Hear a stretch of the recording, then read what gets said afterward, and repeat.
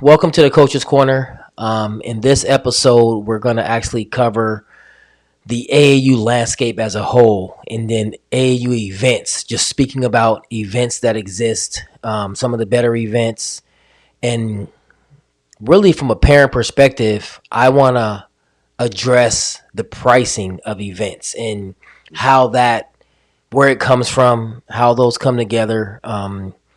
Why we have schedule changes, how we choose the referees, and some of the issues at events. So this one is really just events. And so, with that being said, I have the pleasure of having Sherard Johnson join me, and because he runs national events, some of the best events. So I figured I'd pull somebody in to have the discussion with. So Sherard, thanks for taking the time to have a conversation with me. If you could just let them know like your name, like where you from, how you got started, what events you run, just to kind of intro yourself.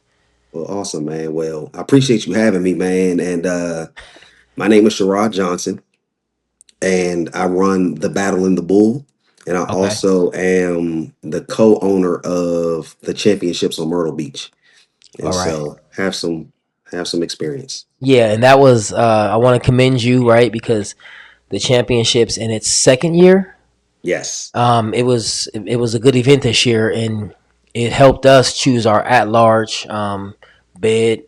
There's other events that weekend, right, that historically have more prestige, but your event was the one that actually had the talent that we were interested in based off how they had been playing. So yeah, I spent the whole weekend watching that. yeah, man. I appreciate that. Yes, All sir. right. So let's go over the AAU landscape.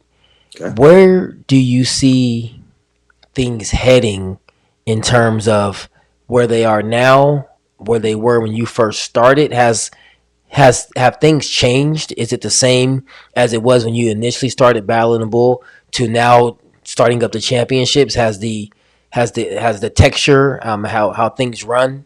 Yeah, I think just like anything else, I think the landscape of AU basketball and travel basketball is evolving, ever Okay. evolving. When I first started battling the bull, it was around the same time that made hoops had just began or just begun.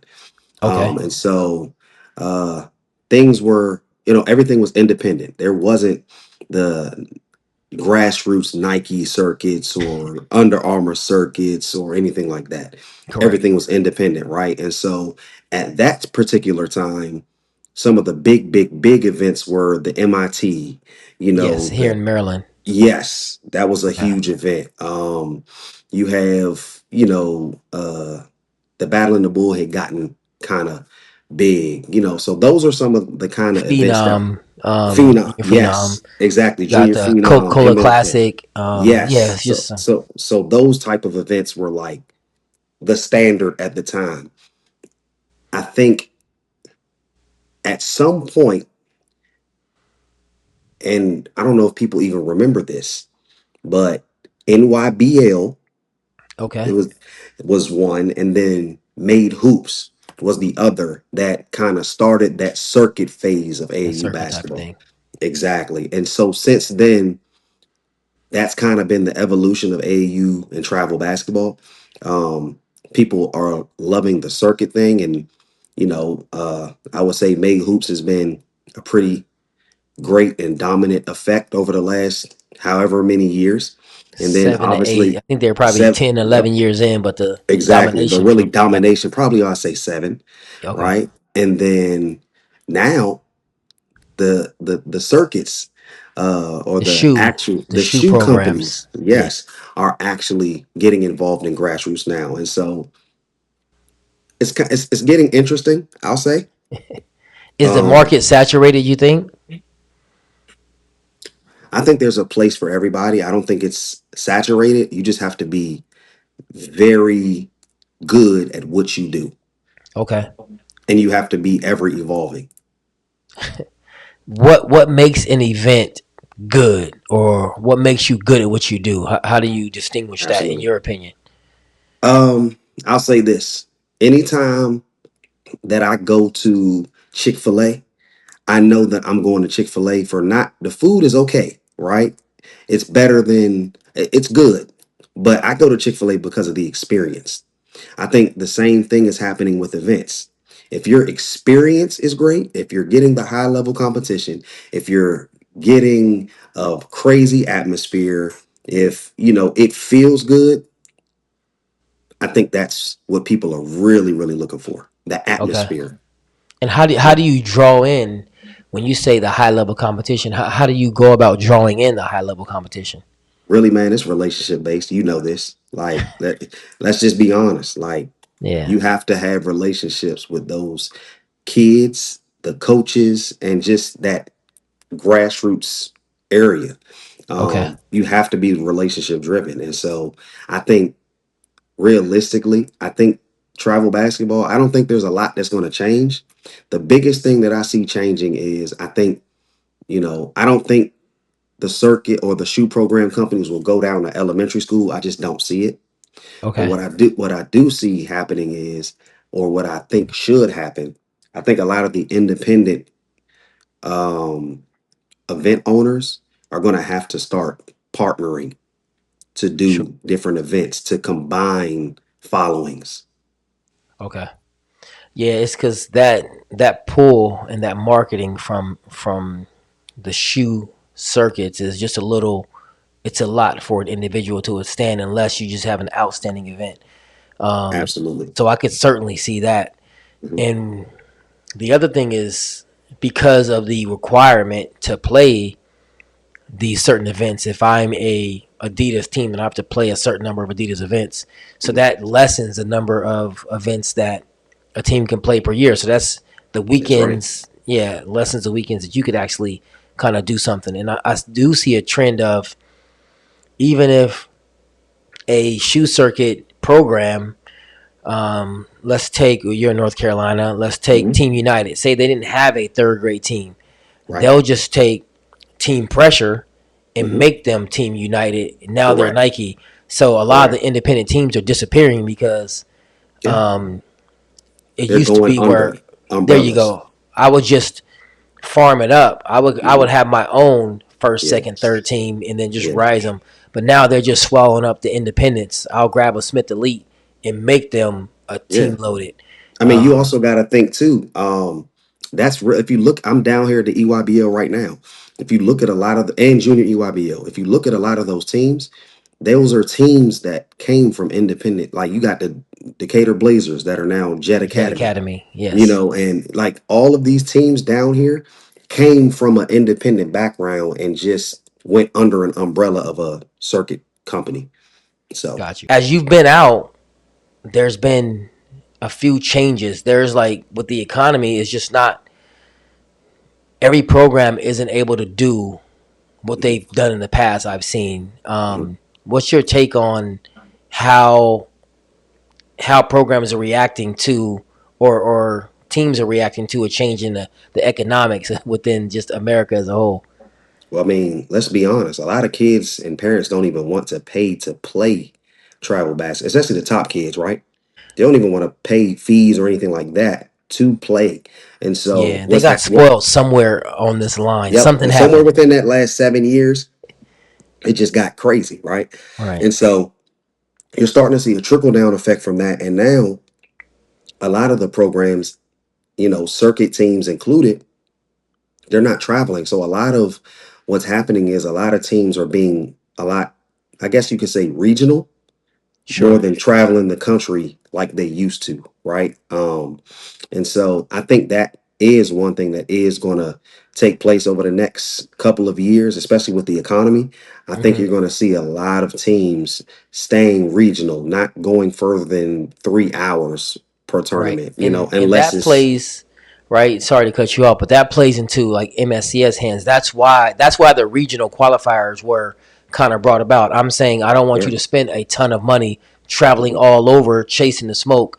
right. Just dominate your region, be Yes. the best in your area. We'll Mhm, reward you, and we'll bring you all together at the end. absolutely. And so we try to get to the major markets where we have the better talent is where we try to get to. But Right. no, I can certainly understand it because it's so expensive. It's the flight, it's the hotel, it's Yeah. the entry fee, which we're going to Yep. get to, right? That's part of Yeah. it when you run events for the Yep. parents. You got a rental car, then you got food. So it can Yes. end up being a $3,000, $4,000 trip, and that's just for a single event, and Correct. that adds up for somebody who's working every day 9 to 5. Absolutely. Um, so as we talk about, I want to transition into running events, right? Because that's why we're here, Yeah. and getting to the meat of it and answering some questions for these parents. What are the things for you, right? As you set up Ballotable, what are the things that go into running the event, like the behind the scene things that people just aren't aware of? Well, I would say it's a lot, right? The biggest, some of the biggest things that go into it are just number one, knowing the landscape of who's coming to your event. And if they've played each other, are they rivals? Have they not? Is somebody coming from out of town that has, or from another part of the country that doesn't usually come, right? What top teams are there? Um, and all of that good stuff. But then you're talking about scheduling for over 100 teams. You're Mm-hmm. talking about, schedule requests that you have to, if there's a coach that, has 4 teams coming and he's the only coach, right? But he, so they have to play at 1, 2, 3, 4, 5, 6. Correct. It's just so much, right? And then making sure that you're getting the highest quality of referees. But then with all of these teams wanting to, get discounts or get in free with no fee, making sure that you cover the budget of the event, things Mm-hmm. like that. So it's just a lot that goes into the behind the scenes. And when do you start working? So Ballot of Bull one is historically in February, March timeframe. Yep, we do February for the first one and then May for the second one. And when do you start working on that February event? Oh, it's already done. Like, we start literally after it's over, we start planning the next one. Okay, So so it's you're a planning, which takes. I mean, I got to go find the facility. I start correct, reaching out to teams. So you're reaching out to correct. teams 8 to 10 months ahead of time to try to get them interested and locked in. Absolutely. Okay. Absolutely. One of the big questions and frustrations with parents, right? And so I'm just again speaking from their viewpoint is why are they forced to play on Fridays for some of the national events or bigger events? Why are you forcing them to play on Fridays? Well, that's more so of a scheduling thing. And so if you have a certain, say, okay, I'm going to use my facility for instance. At my facility that I use in North Carolina, we have 8 courts, right? If Okay. I have 120 teams, right, and I only have 8 courts, I need more time to play. Mm-hmm. Saturday and Sunday, 8 a.m. and ending at 8 p.m., maybe even 9 p.m., that'll only squeeze in maybe 100 teams. And so what happens is you have to, use that Friday to get more games in, and things like that. And so And it's doesn't it factor in that they actually have to get out at a certain time with the with national people are flying in from out of town, um, yeah, so they got yeah, to make their flights. So you can't have championship games going at 7 8 p.m. on a Sunday. not Um, possible. It's not right. possible because you have a lot of these. Don't forget, these kids still have school on Monday. Correct. Like it's not a holiday weekend. And so, these kids still have to fly, drive, whatever may have you, and get home, you know, get to bed just to get up to go to school on like they're regular kids, and so that's why you see a lot of the things happening on Friday, just to make And sure that we make room for Sunday to be as early as possible for people to and get is out. that the same reason why you have them playing at 8 a.m.? Like most of us, right? Especially on a Saturday, you just wiping Mhm. your eyes at 8 a.m. But they got to Right. be up like at 6:37 in the gym by like 7:15, 7:30. Yeah, I mean So it's strictly scheduling purposes and making sure that people get in and get out, literally. yeah, so individuals they'll ask who's coming, how many teams you have. So they get excited when they see when you say I got 100 teams, I have 120 Hmm. teams.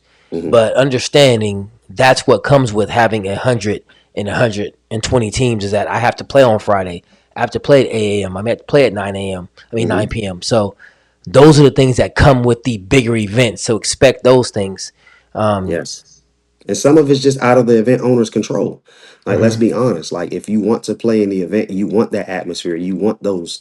perks of playing in a national level event, you have to do it. Like, it's the same thing with a job. If you want to be a part of a good company, there's certain things that you're just going to have to deal with in order to get those certain perks or benefits. And what do you say to the parents and the fans out there that say these event owners are just making a killing? That's why they want the extra door on Friday. Right. That's why they making us play on these days. Like, what's the there's an assumption that there's a crazy amount of profit that's being made by running these events. Uh, I I mean, I don't agree at all. I Mm-hmm. mean, I feel like that's the easy way out. That's the targeted way out, right? But in reality, I don't really have a rebuttal for those people because they just don't understand. They're not in our world. That's just me Okay, being honest, right? so then let's try to bring them in for a moment, right? So Yeah. let's talk about the costs associated with running the events, Yeah. so we could figure out. Let's walk Mhm. it. We'll walk it back to figure out. Mhm. I have this many teams. I have Yeah. these costs. Yeah. Where does it land at? So what goes into the pricing? Like, how do you determine pricing for teams that are gonna enter, and then we Mhm. got door pricing? Right. I mean, let's just talk full transparency if you're cool with it. Yeah, I love transparency. That's why we're All here. right, cool. So, like, when I rent a facility for a weekend, I'm paying anywhere between 16 and $19,000. Okay, so let me stop you there because I wanna make it so it's easily explainable. So let's start with Yeah. the revenue. Let's go with Yes. the revenue generated. So Okay. let's talk about the ways that you can generate revenue from an event, and then we'll Okay. talk about some of the expenses which you were getting Yeah. into, and then we'll see where we end up at. I'm gonna be honest. There's only a few ways that you can really make revenue during a tournament, and the number one way is in the entrance fees, the Correct. admission. The admission. That's the number one way that people, tournament directors or tournament owners, generate their revenue. So we got admissions, and what about team entry? So team entry is another one, right? That's the second one, Okay. right? But then you also got to think, okay, I'm gonna give you three and four now. We're talking about vendors Mm-hmm. and apparel.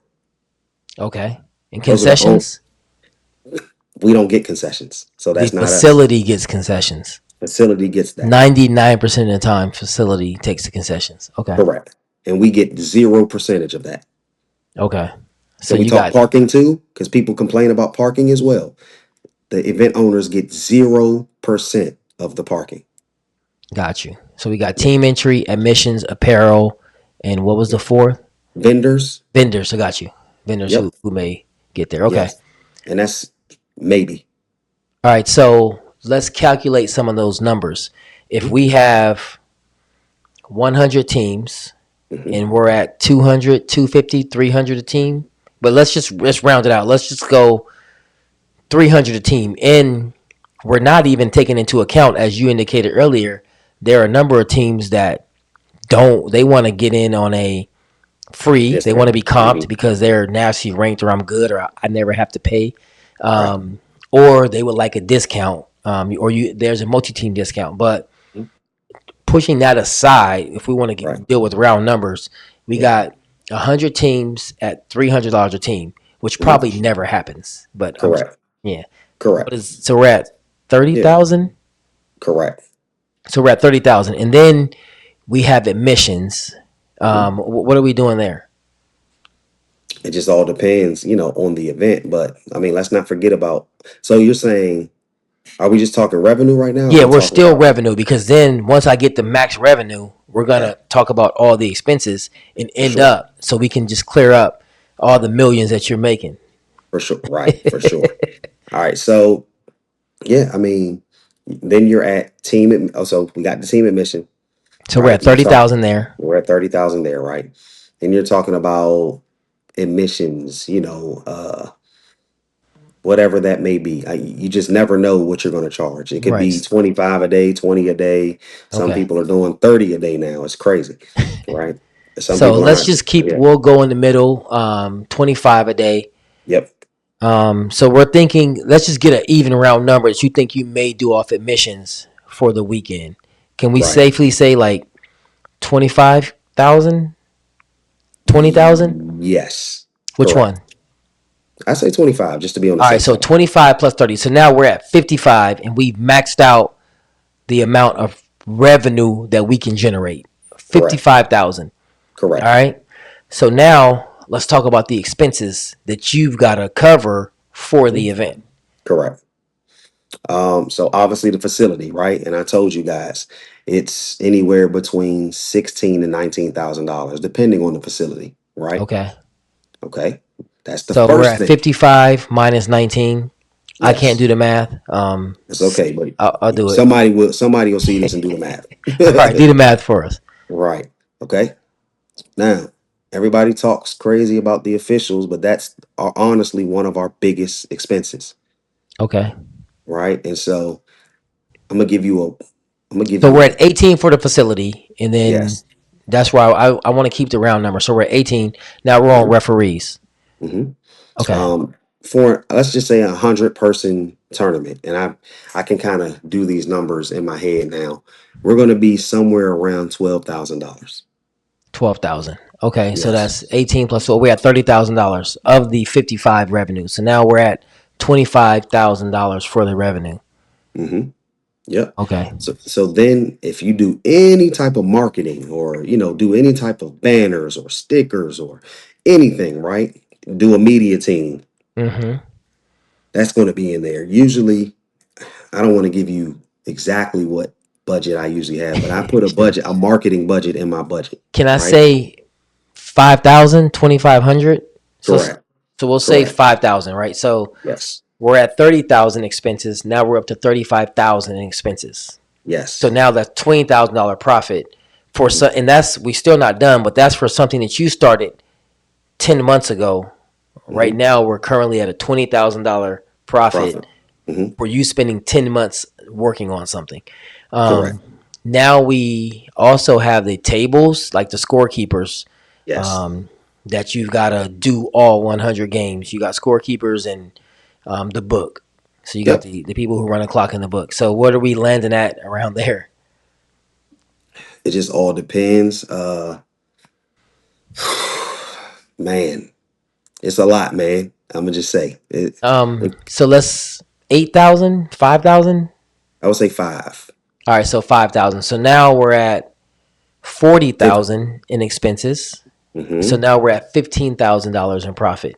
And let's And also then add another, you know, 2,000, 1,500 to 2,000 or so for your actual like directors and people like that too. Because I mean, people that actually help you run the event outside of you're okay. like your main staff. So they're just making sure everything's kind of running Correct. sweetly. They're going from court to court. Correct. They don't have a, they're not on score. They're not on security. They're just kind of making sure everything's running smoothly as Yes. there's questions that arise. Cause that These are the people that you trust with everything in you to make sure that your event runs successfully. certainly. All right. So now we're at $42,000. Correct. Correct. And now we get to, um, with the way the climate is, Mhm. you've got to have security for these events. And in Correct. some regions, it's now mandated by the county how many Yes. security officers you must have per court. Yeah. So, be due to the way things have escalated with parents, coaches, fans, referees, hmm there's the need for security in a lot of the events in which we speak about, the Yeah. major ones that kind of happen. Yeah. So, what's the numbers on And I where are we at and there? and I will say this. This is for me. I can't speak for every event owner, but this is for me. I have gotten to the place where I have relationship with my folks or the owners of the facility where they will include the security fee into our rental fee. Okay. So Well, I don't necessarily have to add that into the budget because it's already taken care of by the facility. all right. Well, I've got to add it into the budget. So Yes, absolutely. as we go, we're at 42. I'm gonna just put 3,000. So we're at, Yes. again, these numbers are just general. So we're at 45 just to make it clean. It's probably a little less, maybe a little more, depending on hmm hmm which region you're in and how many Yep. require refs. Then we have awards. So we're at $45,000, and we just need the awards. hmm And I believe, I think we've covered everything. We got Yeah. gym, which was 18. Yep. We have security, which we're going to put at 2,000, I believe, or 2,500. We got Hmm. the tables that we said are at 5,000. Hmm. We got the referees that are at 12,000. Hmm. We got the awards. Well, we got media that's around 5,000, and then we Hmm. have awards, which we'll say 1,500, or is it Yes, that's correct. Just so 1,500? literally right around there. Okay, so that puts us at 4650 Hmm. for 4,000 46,500 of Hmm. the 55,000 that we generated. Yes. So that doesn't seem astronomical. That seems fair for working 10 months out of the and you're this is endless time spent on talking to coaches. They say, I don't know, hit me back or give me a little bit of time. And Hmm. how is payment? Like, how do you've got to, when do you get, a lot of this stuff you got to front because you don't, how does the payment thing work, right? Oh, listen, if you don't put your deposit down on that facility, they're not giving you the facility. So Right, let's be clear. Like we can't wait on people to pay for us to lock in the facility.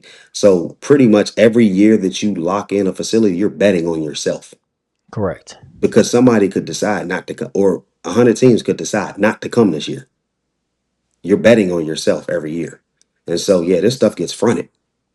How do you deal with, so just to conclude like the subject, right? I Yeah. think we landed around 46,500 out of Hmm. 55,000. So 9,500 is what the profit. So those millions that you guys believe is happening, if we Yeah. just use round numbers, it's not there, right? It's not adding up.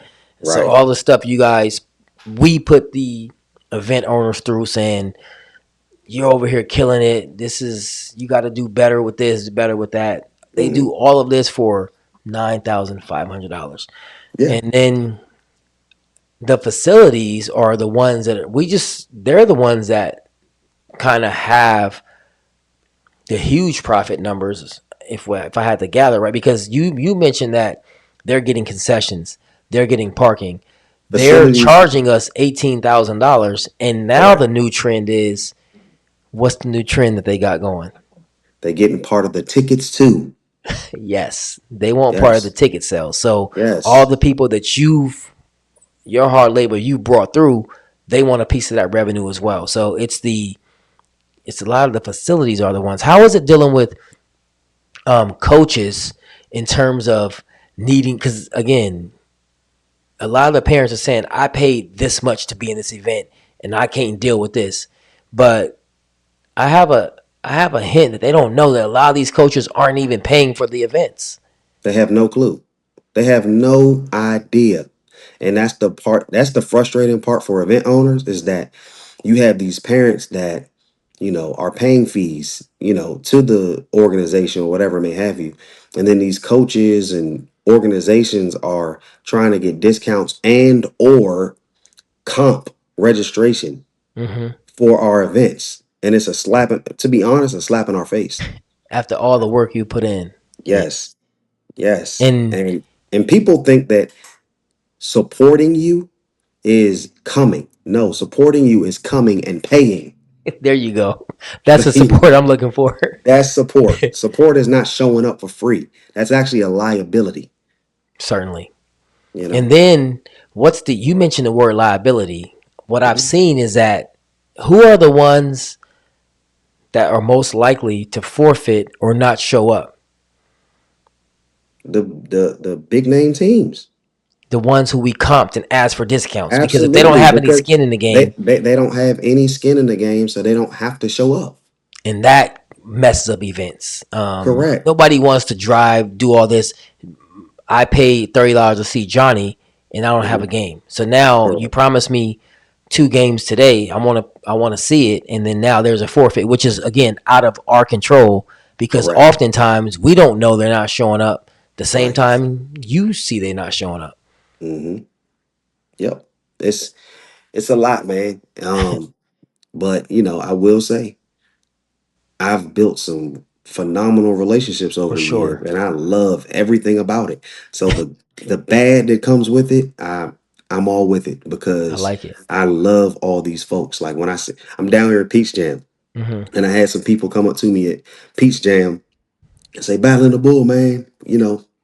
It's good to see you, They man. don't even call you your name. You just battle the bull. Nah, they call me Battling the Bull, and I'm like, bro, that's my event. That's not my name.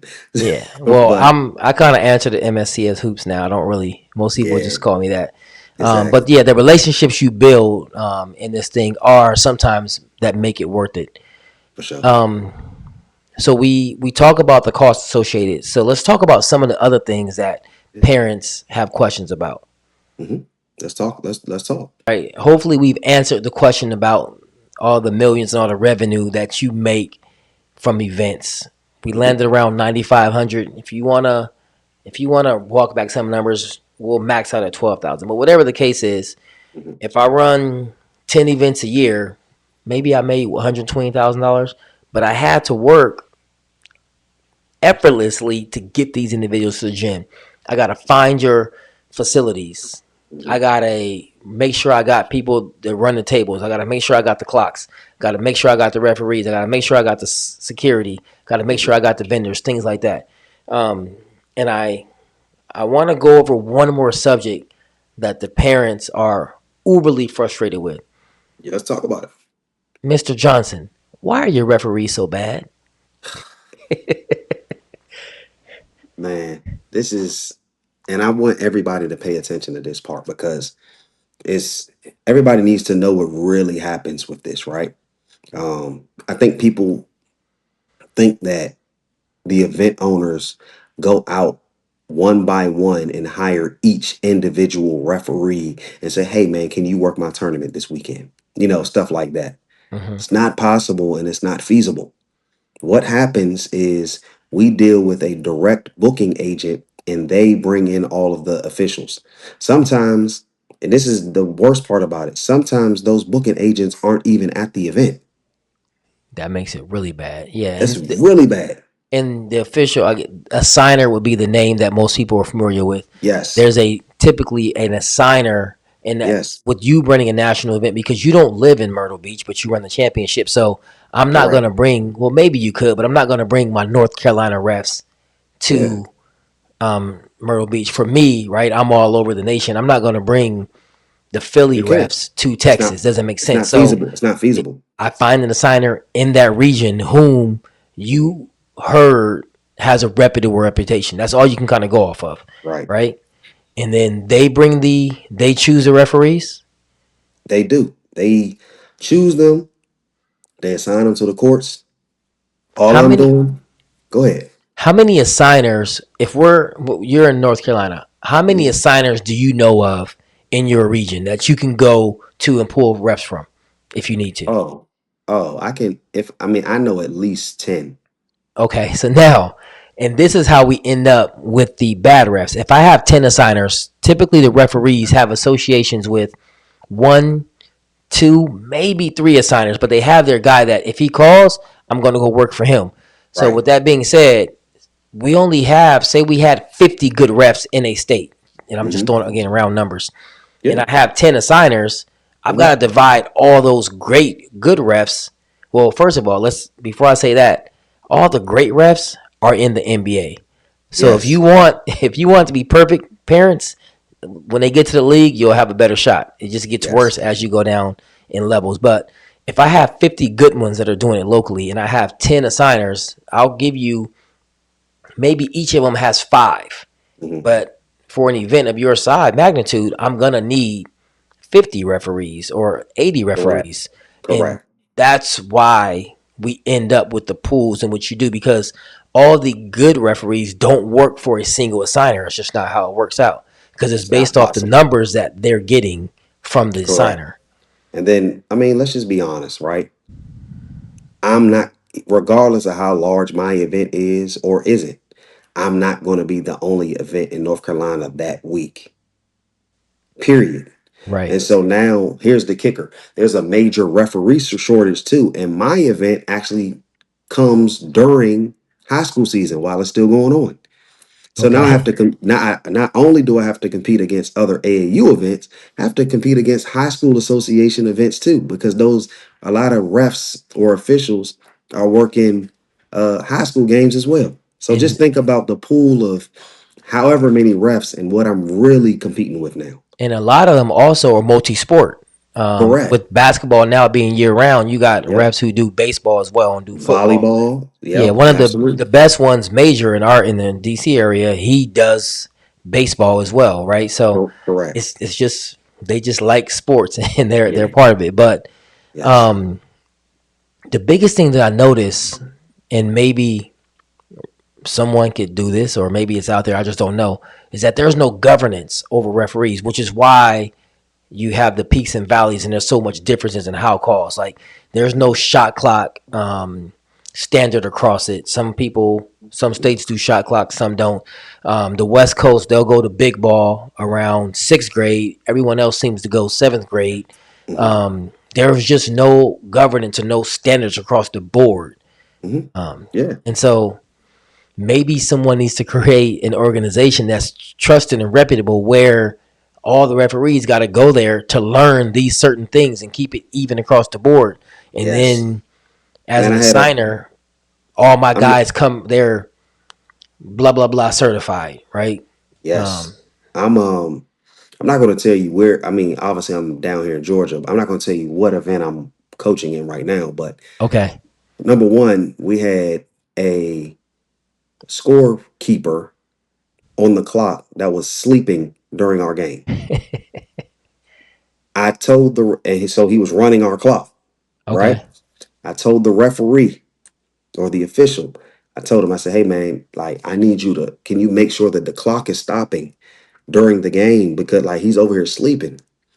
The official proceeds to tell me, mind you, I'm coaching, that that's not his job. He doesn't have to control that. Like if he unless he wants me to miss some fouls or things like that. I said, sir, the clock is running on dead balls. You're not going to miss any fouls, brother. Your job is to control the clock and make So, sure that the clock is like it's well, as a oh, coach and a parent, and you see this now, you're on the other side of it. absolutely. What do you do to Absolutely. rectify that as Sherard?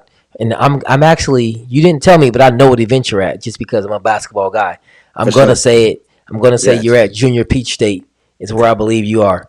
But I'm not gonna do but that. but Yeah. what do you do as the Battle of the Bull, Sherrod? How do you rectify if you see something like that at your event? Oh, well, I'm an event director, right? So I got it handled right away. But if I see that will never happen in my event ever, because if an official tells me that, they have to leave immediately, bro. But Because you're but then you're gonna have one ref on the court. no, you got to be replaced. Like But there's no there's just refs sitting. It's so you run it like the NBA. You got substitute refs sitting there doing nothing. a lot of times you'll have three refs per court because they switch out. Okay. Yeah, so that happens, right? Just so that a ref, if they're doing 8 games that day or 9 games that day, they can at least get a breather. But when you like the refs and I guess the clock people and then the admissions folks that are taking the money, those are the people that people see first and are dealing with on a regular. And really, they don't have a lot to do with the event, At all. you know? And so, no, like, and I tell all my signers, referees are not here to, you know, throw my people away or make them feel unwanted. Like you guys are the, Yes. They you can know, like escalate things. absolutely. They make it worse for us. And now we have to de-escalate something that had nothing to do with us. Right. Yeah. Yeah. And I think and we've been kind of harping on the refs, but in the refs' defense, the parents and the coaches got to understand that Yeah, it's they're bad. humans too, right? And I'm Yes. a man or I'm a woman as well. Yes. So imagine somebody coming to your place of employment for that period of time. You get a part time job, Hmm. and somebody comes to your part time job and they sit there and yell at you for 60 minutes straight about Yeah. how bad you are at your job. Eventually, it's going to kind of wear on you, and there's a reaction. But I do try to tell the refs don't interact with the fans. Just try to ignore it as much as you can because it's going to Yes. escalate it. And when right? Throwing them out is a last result because if I do that, it just tends to escalate. Now the coach is into it. Now we have an additional parent who doesn't And, understand why their and friend here's got kicked out. and here's my thing with that. Like, I agree, but in the event that anything even gets to that magnitude, call a director and let the director be the deciding factor there rather than the ref. Right. And I try to ensure, right, myself and the, as you mentioned, the guys that are helping run the event, that Yep. we're active in the facility so we can, if I see a parent Yes. getting doing a little bit too much or a coach doing a little bit too much that I can see, but the ref hasn't told me yet, I'll go Right. to them and say, listen, I see you a little excited, right? But understand, I'm coming to you now as a warning, like just relax and chill out if you can. Because if they come to me and when they say it and they're fed up, I've already given you the warning. Now it's nothing I can do. I'm going to remove you just Correct. because we've already had the conversation. Try to get Correct. ahead of it before it Yep. actually happens and before the ref meets his wits end. Because I can I can continue the game without the parent. I can Hmm. continue the game without the coach. It's Yes. tough to continue the game without the referee. Ref. Correct. So I've got to keep that going. So just keep that in mind as we become frustrated that they're humans. They're people too. They're Hmm. trying their best in most cases. Some of them are just right, just what they are. But I think nobody's out there to cheat kids blatantly. Right. Right. All right, Sherrod. So I appreciate you coming out. We've answered the questions of the parents, the tough questions about the revenue and how things work out. Hmm. Is there any last thoughts before you get out of here? Man, I just again I want to say thank you to you for having me, man. We need to do this again for sure. All right, for sure. But I want to say thank you to all of our fans and supporters that have been following us over the last 10 years. Well, 9 years will be 10 years next year. And so thank you guys for supporting our event and making it what it is, because you guys have done that, right? Hmm. Thank you to like the day one supporters, Team Takeover, Team Thrill, War Five Warriors, folks like that. But my last thing that I really want to say is, man, I'm excited for your event this weekend, man. And Yeah, I it should think be good. the travel basketball world is too. And so I don't know if it's too late. I do know that you're doing like a open division this year. So is it too late to register? It's not. No, we still have a few. By the Okay, time this comes out, it'll probably be over for them. But got you. we have the Last Dance, which is the side by side, which allows individuals because of course we cover the transportation and all the costs for the teams who actually qualified. Mhm. But for the teams that still believe they're national, or if you just want to be in the building and be part of a good event, we have a side by side called the Last Dance where they'll play in the same gym at the same time as the MSCS guys, and then they can work their way out of it. Should they do well, they can play the MSCS guys in bracket, like the Mhm. last person from the last person from pool, the last team in pool. They'll play the Last Dance winner to see if they can make their way all the way from Last Dance to the Mhm. national championship. Now it's a tough road, right? They got to win out just to be able to play a top 8 team in the country, but Mhm. it should be fun nonetheless. I don't think I can humbly say that I don't believe that we've had this amount of talent in the building at once because we have all circuits represented: Adidas, Under That's Armour, awesome. Nike. We haven't had all that talent in one building at any event this year that we've had because it's national, right? I got them from New York all the way to California. Hmm. We even have a team coming from Hawaii playing in Last Dance. So Hmm. um, the amount of talent that will be in the building this coming up weekend will be crazy. I Yeah, can't wait. I can't wait to see it, man. yeah, Real it should be talk. fun. Yeah, We'll man. talk about it after. Yes, sir, for sure. Well, I appreciate, bro. Again, appreciate you having me, man. And this was great. All right, appreciate it. Take it easy. Yes, sir.